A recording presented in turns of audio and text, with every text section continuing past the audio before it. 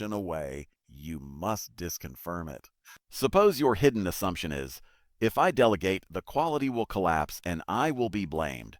Instead of suddenly delegating your most critical project, you design a low-risk test. Delegate a contained task. Define clear metrics. Allow space for feedback. Observe the result.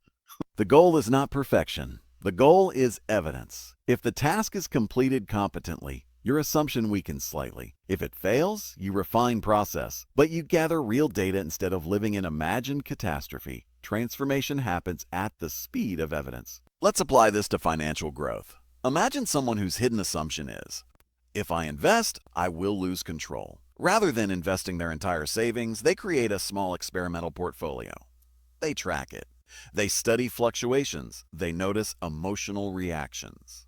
They learn that volatility does not equal destruction. Gradually, tolerance expands. Capacity grows. The immune system recalibrates. Financial freedom is rarely blocked by ignorance alone. It is blocked by untested fear, and fear dissolves under structured exposure. Now let's talk about mental complexity. As adults, we often operate from a mindset that once made sense, but now limits us.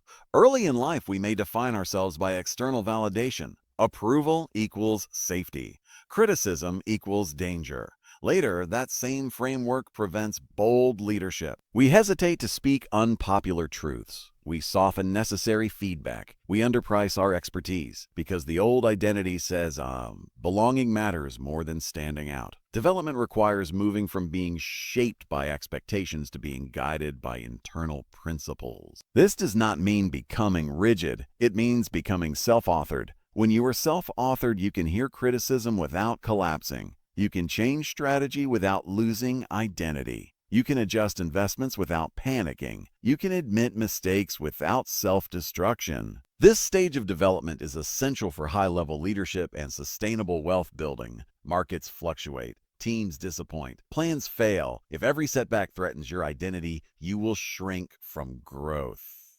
But if your identity can hold contradiction, success and failure, praise and critique, you become antifragile. And anti-fragility is leadership power. Now here is something subtle but essential. Immunity to change often protects not just fear, but virtue. For example, a leader may avoid scaling aggressively because they are committed to treating employees ethically. An entrepreneur may hesitate to charge more because they are committed to fairness. A manager may avoid difficult feedback because they are committed to kindness. These are honorable commitments, but when hidden and unexamined, they can create unintended consequences. Ethical leadership does not